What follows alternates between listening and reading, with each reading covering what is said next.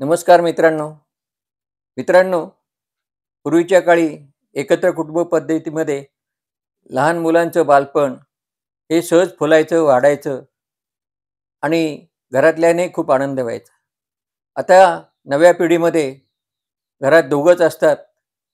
फार झालं तर आजोबा-आजी असतील, परंतु शक्यतो दोघंच आणि आई मात्र आणि बाबाही करिअरच्या मागे धावत असतात आणि करिअरच्या मागे धावणाऱ्या आई-बाबांना आपल्या मुलाचं बालपण, त्याचा आनंद ते कसं मोठं-मोठं होत जातं, कसं हसतं, कसं दुडू-दुडू पळतं. या सगळ्या आनंदापासून या करिअरच्या मागे लागलेल्या या मंडळींना खूप दुरावा सहन करावा लागतो. त्यांचाही नाईलाज असू शकेल म्हणा. तरी पण शक्यतो आपल्या मुलांचं बालपण आपण जर आनंदून घेतलं, जवळून पाहिलं, तर त्याचा एक आनंद खूप वेगळाच असतो. अशा या विषयावरची ही कविता आहे, करिअरच्या मागे लागलेल्या आई-बाबांसाठी.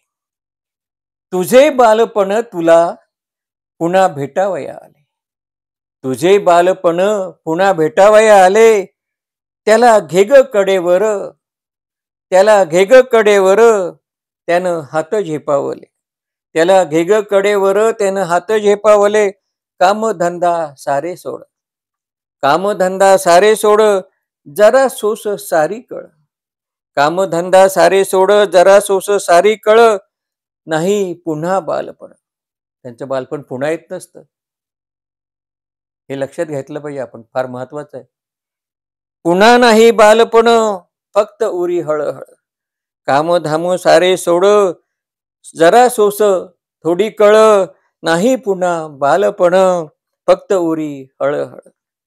दिस जातील दुडू दुडू, दिस जातील दुडू दुडू, जशी लाट पाण्यावर. दिस जातील दुडू दुडू, जशी लाट पाण्यावर. त्याची धाव दुडू दुडू. किती छान वाटतं दुडू दुडू धावत आलेलं बाळ.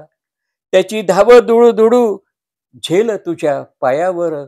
त्याची धाव दुडू दुडू, झेल तुझ्या पायावर. या अमृत हास्याने, सगळ्यात सुंदर हास्य कोणाचं असेल ना, या लहान बाळांचं. निरागस निर्मळ पाहत राहावंस. या अमृत हास्याने, म्हणून मी त्याला अमृत हास्य म्हटलेले. या अमृत हास्याने घे ग भरून ओंजळ. या अमृत हास्याने घे ग भरून ओंजळ. पुन्हा नाही मिळणार असा निर्झर प्रांजल, असा निर्झर प्रांजल. चांदण्यांचा गावतो. चंद्राचं फार ओढ असते लहान मुलांना आणि मग आपण त्याला दाखवतो तो चंद्र. चांदण्यांचा गावतो, त्याला दाखव खुशीत. चांदण्यांचा गावतो, त्याला दाखव खुशीत. त्याचा हट्ट पुरवाया देग चंद्राच्या कुशीत. त्याचा हट्ट पुरवाया देग चंद्राच्या कुशीत. नाच अल्लड बागड, नाच अल्लड बागड, बोल बोबडे ग बोल. वा, त्या लहान मुलाबरोबर आपणही बोबडे बोलतो ना, तो संवाद इतका गोड असतो. म्हणून नाच अल्लड बागड, बोल बोबडे ग बोल. या बोबड्या बोलाचे नाही कसलेच मोल. या बोबड्या बोलाचे नाही कसलेच मोल.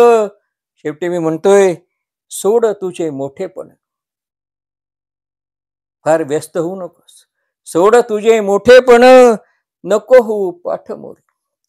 सोड तुझे मोठेपण, नको होऊ पाठमोरी. तुझ्या म्हातारपणाची हीच जन्माची शिदोरी. तुझ्या म्हातारपणाची हीच जन्माची शिदोरी. तर या नव्या पिढीला मी सांगतो की करिअरच्या मागे धावता धावता या तुमच्या लहान मुलांचं बालपण, त्याचा आनंदही तुम्ही घेतला तर खूप बरं होईल. कविता आवडली असेल तर नक्की आपल्या इतर मित्रमैत्रिणींना पाठवा. शेअर करा, लाईक करा, सबस्क्राईब करा. नमस्कार.